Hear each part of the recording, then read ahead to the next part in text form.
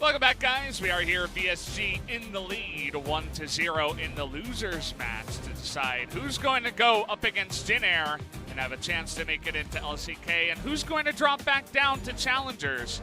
These two teams, two of the star teams from challengers, but VSG able to prove that they were the better team in game number 1. Kuzan not looking too happy, but he's got a fan that's here just for him. There you go. Kuzan always very, very popular among the League of Legends fan base, so cool to see some Kuzan faithfuls coming back to find their player who, frustratingly, was sitting on the bench for all of 2018. Played 3 games on Hanwha Live. I always remember that game. He played as Karma and Mighty Bear played as Zach. It was really sad. So nice to see him come back, and he had an amazing season in Challengers, but he's going to have to perform in a series like this, Valdez, otherwise back to Challengers for ES Sharks. And remember what we were asking for pre-series. Yes, both teams come in after a pretty poor first series a couple of days ago.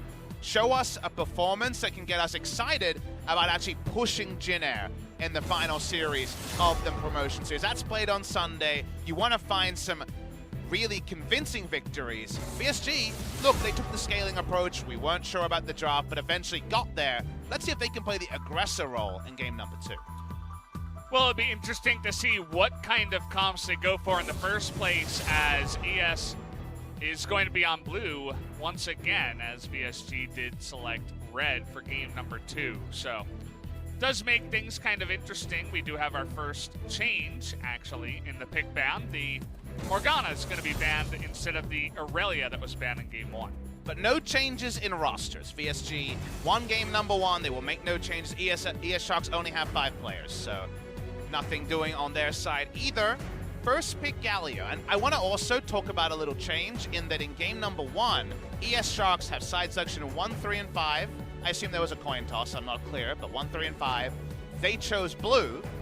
VSG chose red for game number 2, so we might actually have VSG on red side all 5 games. Yeah. The chances of Jisu finding some shenanigans picks gets lower. However, he had arguably inarguably the priority side of the matchup into the Orin, but didn't go on hit and didn't actually get the grouping on. So how do ES Sharks come away with a change in game number 2? The bot lane's going to have to change, because that's going to be the Varus taken, and the Jarvan, which was first picked, goes the way of Ryan.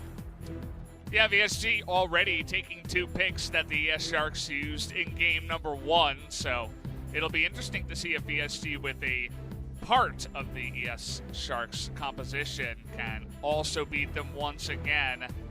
We'll have to wait and see, as once again here, Light is going to take the other side of the matchup. Lucian comes in for that bottom lane. A lot of different flexes that could happen with the Lucian, Galio, and Jarvan, but yeah, we do think that's the way it's going to go. Veritas separated from Lucian and Callista. Sad days for him. But first round needs to be completed here for ES Sharks. Could have already selected their bot lane, we're not to know. Jungle pick. If you want Rek'Sai, it's now or never. The answer is yes, please, to Rek'Sai, and this stimulating jungle matchup continues. Well, it was made interesting in game number 1 by Katz's play to stand still and then catch the Rek'Sai off guard at the Raptors, as we do have Elise hovered here. Could have been a flex on the Jarvan, but no, it's just going to be the Tom Kents here once again. So VSG taking the exact same 3 first picks that the Sharks did in game 1. They're pickpocketing their draft. It's so rude. Soul Strikes, the coach of ES Sharks, put a lot of work into that draft, and VSG just steal it. Plagiarized right in front of them, against them. Who do we report this to for plagiarism? Jisu. Rat Games. Central. We get all the way to America. Let's tell them. Well, it's what's happened so far. Are all the champions still available? We should actually look at what's left here from the draft. Number 1. Nico and Malzahar available. That would be... Galio's new, though. Wouldn't that be a big boy move to just take the whole draft? And then win. Go ahead, yeah. Because we always talk about, like, whoa, he took the other side of the matchup, but styled on them. How about the entire draft against them? Has that ever happened before? Probably not, right? I don't think so. Probably not all 5 picks lifted. Now I biased want to see it. Well, they're going to say no already. Oh. As they banned themselves from doing it. Ruining our fun in the losers match. What is this tournament for if not fun, Valdez? Well, ostensibly LCK Summer 2019. But ES Sharks need this final ban. No solo lanes taken by VSG. So they're just going to ban away Jace. So pretty generic power ban. SoaR actually does play a pretty mean Jace alongside his suite of tank. I think of him as very similar to SoaR, but when we've watched him and in different stakes games, he's been able to perform actually at a better level than we've seen from SoaR in 2019. VSG have to blind pick something. How about Vladimir somewhere? Korean casters went insane when that came up again. Maybe they weren't happy with Ruby's play in game number 1. What did you hear from them? Woo! That's actually what I heard as well. You do a really good Korean caster. Yeah. I've been working on it. Can you shoutcast some of the fights like a Korean caster? I'm just going to be screaming Vladimir the whole time. They don't say the whole name. It's very easy. They don't say the whole name. They say like Vladu. Bloody, bloody, bloody. Yeah. Something like that. Something like that. ES Sharks agree with this something like that. They find a safe blind pick. So Cannon somewhere should be able to do a number depending on build against Vladimir. It used to be a Vladimir-focused lane, but you can actually find interesting ways against it now with Gunblade or on hit. What's the other solo lane? Because the safety first choice, the Malzahar-esque choice would be Galio. And it might actually be safety first for Kuzan. Take a look at this. The Ezreal hovered and locked in, so looks like that Lucian is going to be unlocked onto the Rift, unless it's some kind of weird Ezreal lane. Don't want to see enough of that in solo queue, so very interesting to have this happen. Okay, so it's probably Lucian Galio or Lucian mid lane against Vlad, I guess? Yeah, Lucian mid lane's what Kuzan's played. He's taking Ignite, so it's Lucian mid lane for sure. Oh boy, is it Nautilus time? We're getting naughty, Vladimir. We're getting naughty, Vladimir Duo, and we're getting naughty, Valdez. Oh boy. I was waiting for this moment to get naughty on the broadcast. But where is it going to go it's another question, you know, because could go top or could be played mid in the AP, as we do have a lot of Western foreign fans coming down here today. The gentleman got the whisper from the girl that they were on camera. By the way. Whoa, it was ASMR? I didn't realize, but... Hey, you guys got a chance yesterday, so... And now we get a chance to see Lucian versus Vladimir. Now, Lucian with Ignite, gonna style on Vladimir early, but at some point, it's an AD carry, and Vladimir's really good at running at those, so Hex Drinker might have to be fit into the build. Intriguing blind choice. It did stop the Corki from being considered by Ruby, but a return on the Vladimir, and will the Vladimir grin and bear it, or will ES Sharks make a mistake around mid lane and actually gift wrap the Vladimir another safe laning phase? I mean, Ruby doing well in the laning phase to survive, but afterwards in the late game, struggled a little bit unless Jarvan was throwing himself into the play. As this is going to be very interesting. You would expect Jisu on the cannon to go AP, but we'll have to wait and see which route he does want to go with. It always depends on matchup. He's against Nautilus, so Nautilus will find it very easy to grin and bear it through the lane if you just go AP, but you could also go AP and get your teleports off and it works, right? So I am with you on AP. I don't know if you need the Gunblade because you're not worried about Nautilus damage until it's 9.8 mid lane Nautilus, which is in all of my games in solo queue. Including me. We're getting ready, guys. Game 2 starts now.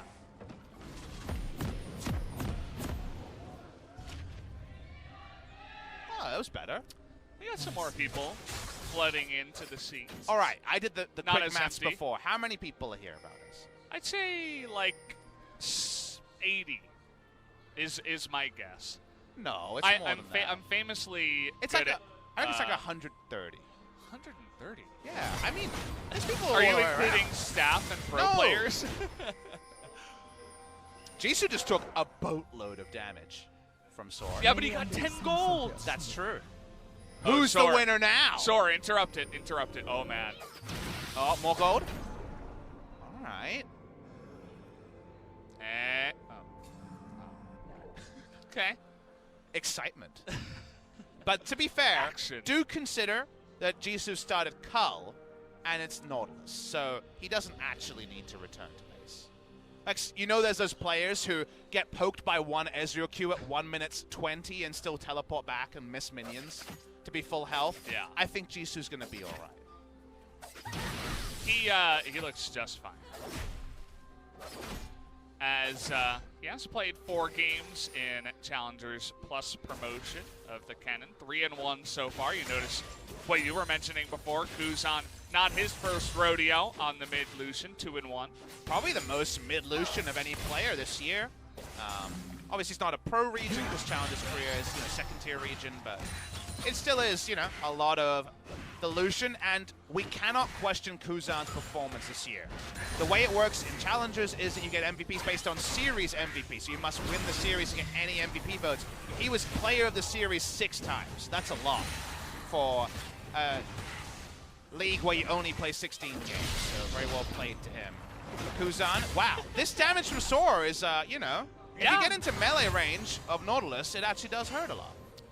You really have to play a balance because you do have the Klepto, but Nautilus can surprisingly do a lot of damage, especially if you start melee range and you allow him to, you know, chip you down with his passive, and then he's still got his Q if you do get out of range. So you got to be careful with that. I think I told a lie. Thinking back, it's 8 teams in Challengers, so it's 14 games. So it's 6 MVPs out of 14 games. Almost 50% of the series he played in. And of the 12 they won, 50% of them, Kuzan was series MVP. It's a big deal. You're mentioning how he was pretty much the best player. And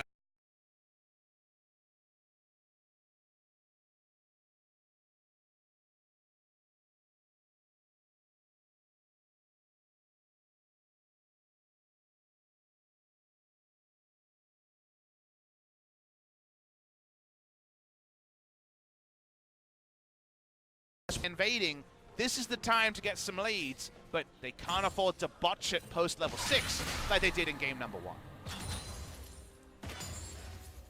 see also that Cat was playing up and forward, stole some of the Raptors as well, so was hanging around mid lane for quite a while to just allow Kuzan to do this, but Ryan may have found a time to come on in and yeah, there's no kill make it happen. It's impossible.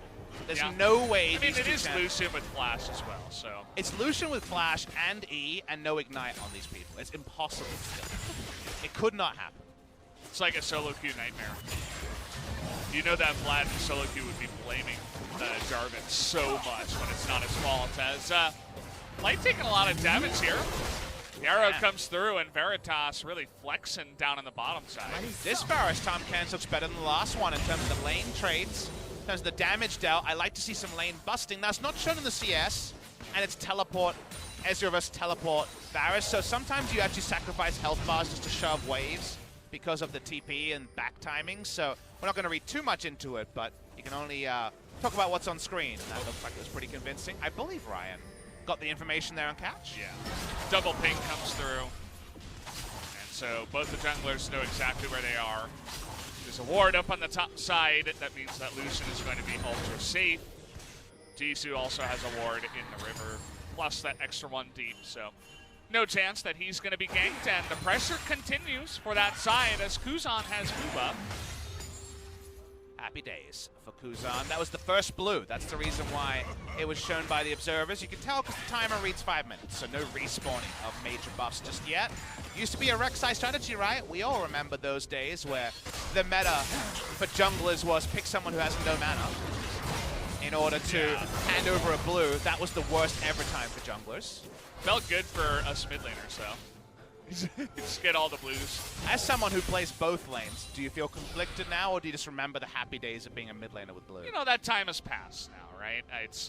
You still expect the blue, although sometimes in Korean solo queue you don't always get it, as Cat is going to spot the Jarvan coming in here. Now, Ryan is in counter gank. The counter gank region, he's close enough here, so they're going to turn on him. Does a nice amount of damage here, but the Gromp Bertha does go the way of Ryan, so Ruby makes his way over, but they just back away, and Kuzan's like, thank you very much. I might even be able to get a plate. If he doesn't get it here, he'll get it on the next push, as Kuzan is just dominating this mid lane. And this is honestly kind of a 35 CS 2 turret plates kind of lane. That's what it is for Lucian versus Vlad. Vlad ultra can do nothing in this lane. I'm finding different ways to say that. I like the way you use the English language in that case. I mean, people know that I like to use like different words than some people. My diction can be quite large at times, but also your diction? Yes, my word choice. That's what it means. I know I'm surprising you with how big my diction is, but it is. I'm just putting it out there. But I see.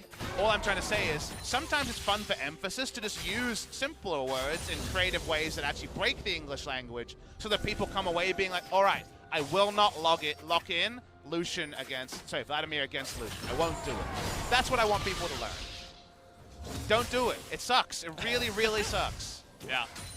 Don't do Vlad against Lucian, kids. It'll ruin your life. As he's, he's already down about 550 gold here in the mid lane. Very sad Vlad at 48 CS. At least he hasn't died yet. He'll get there. You know, yeah. There is definitely a happy ending if this game goes long enough from Vlad. And you can say the same thing about Nautilus top, building tank against a on-hit cannon. At this point, it's probably going to be Gunblade, but again, in the end of the day, it's cannon, right? So it's Grin and Bear at mid, Grin and Bear at top, but a winning lane bot lane, which is important so you don't have 3 losing lanes. And it's ES Sharks who already, with the kind of loaded gun in game number 1, misfire. So right now, VSG are actually the SKT to ESS Griffin in terms of, we'll be fine eventually, let's see what you can do. And so far, they're farming it out. Kuzan's lead is the only meaningful one for ES Sharks. Some people, I'm sure, wondering where the ability power is on Nautilus. It's 9.6 still, so not all the crazy buffs that are there on live server. Yeah, not yet. I'm really excited for mid lane Nautilus. Can do some pretty funky stuff on the current patch. But yeah, we're not there. Maybe next split. Outside of this lane dominance, there's not too much else happening. I was wondering if Kuzan was going to get that cannon. Thankfully, he did. What next? Where is this game going next? That's what we're finding out. So far, it's just gold investment, gold investment. We get the confirmation that, I guess after the initial trades, Jisu's kind of autopiloting to Gunblade on the cannon, which is the Vladimir item you see much more now. Previously, you either had to go on-hit cannon or you lost to Vladimir. Now you can go Gunblade and just sustain your way through and build full AP from there. So the AP's coming. There is the confirmation. It won't be the press the attack on-hit cannon with the Gunblade being almost completed. With the priority in mid and the turret plates being alive, what is the minimum amount of turret plates? It's a fun question to think about as Ruby takes a lot of damage. It's Hemoplague just to try to survive here. Looks like he would have survived anyway, but either way, Kuzan just pushes him out of lane. Ruby, though, is going to stick around, did Q onto the rafters, so looks like he can actually stay in the lane, which is very important when he does not have his teleport. What does it all mean, though, with that priority? It seems like Ocean Drake Star is going to be at least not answered for the start, but for now, at least, Veritas and Pure considering contesting. No Hemoplague here, but Ryan is just going to walk on in and try to contest it. It goes the way of Israel. Thank you very much. As Chains of Corruption sail wide. Veritas not able to land that onto the slippery Galio. Fast Gargoyle for being so big, and now Ryan looks like he was just helping push the lane here in the mid lane for just a bit, but not going to help him push it all the way. It's on ES Sharks to smash and grab. Take everything. It's all yours in the early game. But if you don't take it, it's gone. Turret plates are the same exact analysis, right? The turret plates is gold that can be claimed, and then it's gone. And that's just the way that ES Sharks have to think about their comp, because eventually VSG should have the tools to answer. It's not 100% to zero, but that's the soul of it, and I like the fact that Catch is continuing to play aggressive. No health bar information for Ryan, but he can pop over and EQ out if he wants to check. Looks like he will eventually, but the priority is still there. And ES Sharks, they're not messing around. I mean, they got everybody up here. Ruby now does have the Tom Kench coming in with the Abyssal Voyage, but Ryan in an awkward spot, probably going to get out of here, but continues hitting that Rift Herald. Yeah. Really nice two-shot barrage comes through. Take a look at the health bars of VSG. Now the culling into Ruby, has to use that pull. That's going to be just thank you for the leash, as Ruby has to flash away just to survive. So they get the flash, they get the Rift Herald, and ES Sharks grabbing everything they can. A lot of trading places between the two lineups. Trader Flash, Jisu, and Ruby both flash, but the Rift Herald's being jammed in the mid lane. We talked about smash and grab. This is highway robbery. TP comes in now, but not sure they're going to be able to stop this one. Ryan just threatening it, but at the end of the day, though, doesn't look like they'll be able to take out that turret, so the antics from the side of VSG will stop them there, but still more gold is going to go in the side of the 80 carries of the ES Sharks. There's very interesting musical chairs around the Rift Herald. The ES Sharks kept it leashed, but Jisu had to take the long way, so like, oh wow, SoaR might get the flank. Problem is that VSG got poked out by the Lucian, had to all back as a team, so it still ends up going the way of the ES Sharks overall. The observers are confirming the Gunblade, which we suspected. If you don't see press the attack and they build AD, they probably messed up. You kind of need the press the attack to get any value out of Play the Ruin King and more on a cannon, so going for backup team fighting, going for frontline, and going for some magic damage alongside all the physical damage Rek'Sai, Lucian, and Ezreal provide. Hey, you gotta have some magic damage in there. You don't want to go up against 5 Ninja Tabby. You can see that already. SoaR has picked up the Merc Treads at least. So, will be the one guy on his team to go for that one so far. As not the Drakes that the ES Sharks are really hoping for here. We had Infernal Mountain, Infernal Mountain in the last game, and now we have Open Drake into Clown Drake. So not exactly ES Sharks' favorite ones here, I believe. Could say that Ocean has quite a lot of value for Kuzan and Light, trying to have lane presence. Not so much for Jisu, but you want to throw out spells to get turret plates because you have to push minions and harass. So I think Ocean Drake is fine as a first spawn, but I'm with you. The Cloud is a bit dithering as the game goes on. Only Hecarim looks at Cloud, and I guess Naze is the only way to put it, but everyone else is... I mean, it's all he can do, right? You don't want to... I mean, he speaks to you. I've played Hecarim. How does he exactly? Is he some kind of like centaur guy? I thought he was really just all horse. I think he's less horse than you imagine. How would you know that? I don't know. I've had some conversations what with him. What exactly apparently. are you talking about? Sometimes I wonder. Yeah, Sharks couldn't crack the mid lane turret. The turret plates are down, and they got quite a few. We got the full confirmation of 6. Thank you for throwing those up, just as I was thinking about. Yeah, 800 more gold. It's a start, but is it enough? And you never know until that Vlad emo plate deletes your health bar. Notice, though, that we, with full information, can say that Vlad ain't got any real items. He's got pieces, so those pieces right now don't do too much. Culling comes through, Ruby deciding whether or not to use that pool as GuGer comes in. Hemo Plague just to clear out the wave as ult comes in, and SoaR! What is going on? I mean, it was stylish. He looked good, yeah. I don't know what it was, but it was stylish. Look good, feel good, play good. That's what you gotta know. Going golden, it doesn't get much better than that. So thank you, SoaR, for that moment. As the turret kind of just inevitably falling there. As this time around, Jisu with the Galio and the rest of his team. SoaR gonna pile on the mistakes as he makes that one come true. First blood will go the way of the cannon Jisu. You know what would have been pretty good that time? Stasis.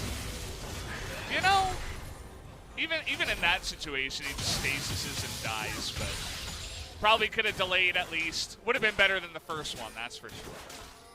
There's the hard-hitting color casting I'm looking for from Brendan Valdez, former LCK Finals color caster. True. It happens. I have that on my resume. You do? 2012 summer, right? Or 2012 winter? It was summer. Summer. Yeah. Because it was Monty raining. and Doa We were started outside. Monty and Doa started in winter, so you were summer. Yep. CLG EU versus Azubu Frost. Yeah. Sadly, that VOD doesn't exist in high definition in Korean or English. I've tried to review it many times. You've been trying to find my casting from way back when. Just, I was actually okay with the Korean or the English version, but the English version would, again, have that bonus of you and Loco Doco analyzing. Sadly, I know Riot has it somewhere, but I have been unable to get it. We gotta ask about that. That needs to be revealed to the public. Just, you know, put that in the archives just to have it. But all you were able to find were some highlights. Yeah. Or some, I was doing like a voiceover of some of the highlights of the finals. It's pretty interesting what they had me doing back then. Then Monty and Doa came in, you didn't get a look in, and here you are back as one of our main play-by-plays. So came all the way around, but just sitting in the other seat, I guess. But I'm happy you found your place. Thank you, Papa Smithy. Made it back. Took 5 years. Took the roundabout way. Yeah. Sure. Most people don't know, but that was your first esport, right? It was, yeah. League of Legends. Into StarCraft 2 and all those fun things, and all the way back here. Lots of other games along the way too. Some fun World of Tanks and Counter-Strike Online, the popular version in Asia. Crossfire? A little bit of that, yeah. I cast that as well at WCG 2013. That's when we first met. We did cast a lot of different things. And we cast together, Valdez. People won't know about that. We are actually primo FIFA commentators. Yeah, we are. It happened. We cast an amazing game. It's 2 teams you'll know very well, Real Madrid versus Real Madrid. I knew a lot about those teams, even though they were like it's like the most popular team, right? Yeah. I actually still don't know. Costa, by the Nothing way. has changed after, what it was, 6 years. It was Real Madrid versus Real Madrid. I didn't know who was on those teams. Ronaldo tackled Ronaldo a lot of You times. helped me a lot with that one. I kind of just said goal. Do you remember what my instructions were for you? Yeah, just say goal. That's it. That's it, you know? My last name is Valdez, you know? It came naturally to me. What can I say? Know your strengths. Yeah. Speaking of strengths, is Vladimir there yet? You know, he's doing a nice amount of damage, but it's okay. Nicely done. That's not a top bench. Light, though, is going to survive. The flash comes through. And now Jisu gets a massive ultimate. Is going to be able to kill the Varus, but where is the follow-up? They want to get onto Ruby, and Light somehow is able to snipe him. This is an all-out slaughter fest for the side of the ES Sharks. Make that an ace with only the 1 kill going the way of Light. And we definitely know that the timestamp of 19, the late game hasn't come, the early game is rolling, and ES Sharks just roll over VSG. And with the demolished procs and this early lead, the turrets start to explode. Remember, it's double AD. Lucian builds everything that destroys turrets.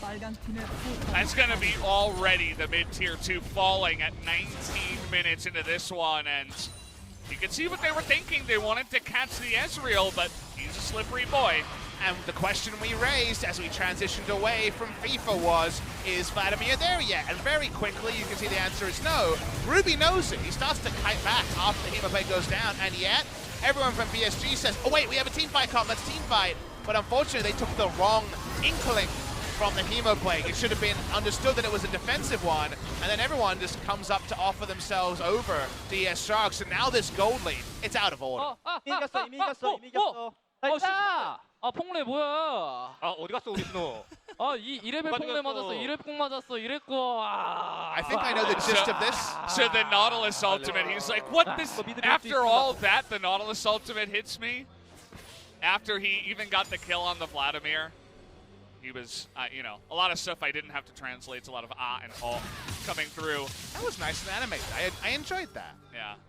He just barely got in range of the Nautilus who pressed R on him, and he died because of that.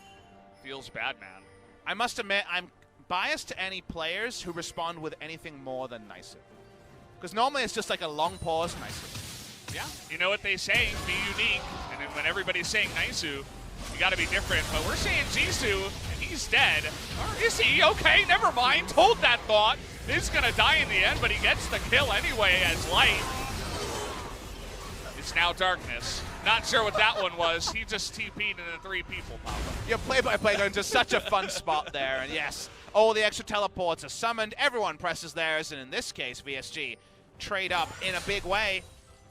That's the bonus kill over to the scaling comp, and that's not much of a counter jab, but it is something to the team that's just waiting for the late game. And amongst all the fun, ES Sharks are slamming the table as another Ocean Drake hits the rift. And if you say, Papa Smithy, what number am I looking for next to the name of VSG? I'm thinking kind of 42 to 45k gold for them to actually just have I thought you were their going to say items. minutes. No. So the gold total, you know, is 33.5 to 41.1, 8,000-ish gold lead. Yeah. ES Sharks still going to outplay in most team fights. If you ask me how many times 5v5 did VSG win at these items, it's probably about 15 to 20. Hey. Yeah, the Cloud Drake's not helping. But eventually, it doesn't matter what the gold lead is if VSG have their items. So they need more team gold. Vladimir needs an item and a half from here. So we're going into the 40s, which I guess is my next decade to hit myself. That's where things for VSG really start to kick off. Hey, you're very far away from that, though, okay? It's like the next generation that's, what, 9 years away? You're fine. Hey, wouldn't it be pretty fun if I was still casting in my 40s? I'm 32 now, Yeah. so it's far away, but that would mean I'm casting League of Legends. I'll be specific about it, because Yeah. obviously games come and go, but League is... We're ready. What are they going to do for the 10-year anniversary? I'm so excited about this. What are they doing? What would you do if you're Riot Games? It's a 10-year celebration. Either something selfish for you or something for all the players. Like, what do you think?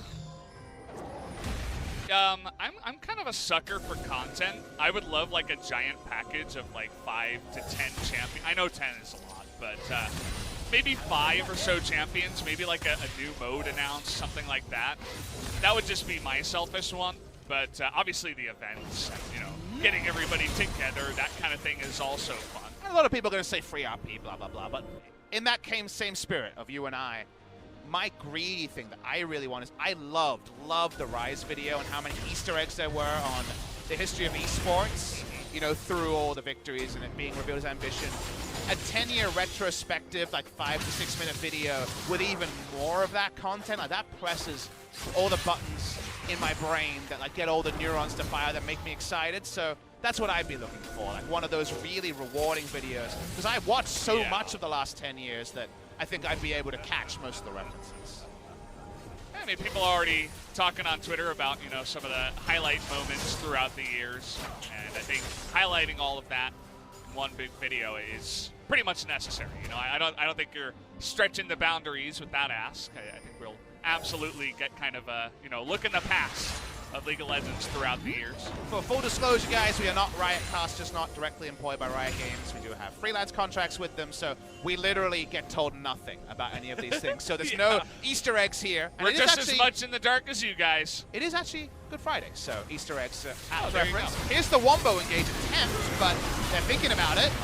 Looking to back off, though. Ruby in an awkward spot. Does get knocked up, but into the pool he goes, as it looks like this time around, ES Sharks just too far ahead. And even after that kind of hesitating engage, still able to pick up 2 kills. And it's not over 40k gold on the side of VSG, so the gold lead enough for ES Sharks in the Baron buff. A good way to trivialize teamfight power. VSG waiting upon waiting, but you face check the wrong brush. The Wombo engage comes in, and this should be Baron ESS. No smite steal potential. Yeah, don't think, okay, he's actually gonna try. He's getting in there. This is gonna be close, actually. They want to kill him first, as Pure is not gonna be able to get it. Nice try, buddy. Would have been a huge fan if he could pull that off. Yeah, it was an under-leveled smite, but a smite nonetheless, right? Yeah. Coming in with the Abyssal Voyage. I've never seen the Abyssal Int smite steal one-person attempt. This is a new one. I mean, what else would you like to call it? As we watch the replay here, eventually you got to face check a brush because Baron threat is there. The Baron threat cements 2 kills, and Ruby's just always been so well held in the laning phase by the Lucian pick, and now in the teamfight phase by the frontliners. Yeah, Jisu's doing some insane damage now. I mean, Ryan, you can see the build that he's gone for. It's not Cinderhulk, it's straight Warrior into Black Cleaver, and he has Ninja Tabi. So Jisu gets on top of him, and it's like, well, see you later. You don't exist anymore as a champion. And if there was an MI6 in real life, I'd like to think that 006 would be the real agent, because 007 would be too obvious. So 006 Rek'Sai, definitely looking like... What about 009 GuGer? He's 009.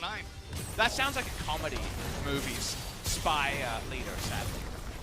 It's so close to the word GuGer, right? Which obviously Yeah. makes you think of not the most well-trained agent, far away from the James Bonds. So I'm going to go with my 006 story. I think that was Sean Bean, if I remember correctly. But on the bot side here... Yeah, Nautilus is pretty tanky, but he's now going to be devoured over the wall as Ruby goes in and he goes out. Can't explain that one. As, okay, Katsu's really trying to get in there. May have to pay for it, but nice stopwatch as in goes the Kennen. And see you later. Kind of a foregone conclusion at this point as Ryan trying to lock him down. May actually get him into Cataclysm here. Pikachu, no! There he goes! Pikachu's dead. Or Pikachu. Well,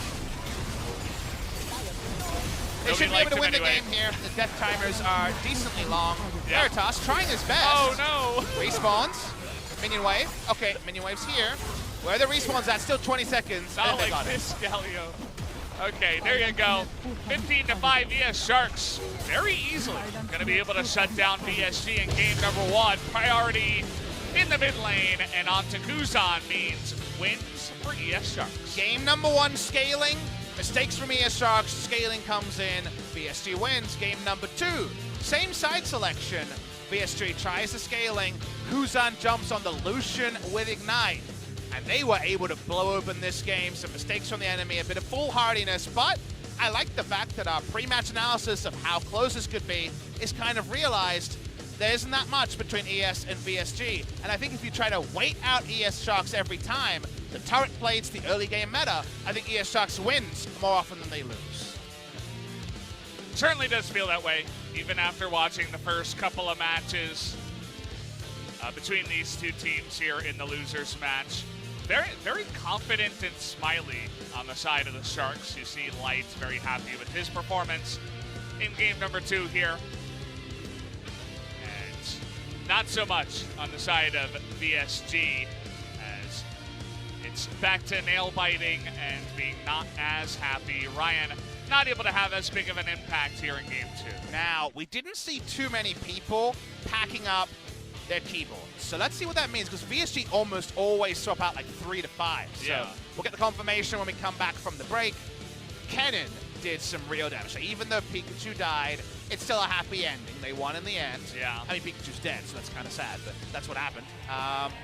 What happens in game number 3? Because I really like this small adaptation. It was still the same semblance of the story, but ES Sharks did it better in game number 2.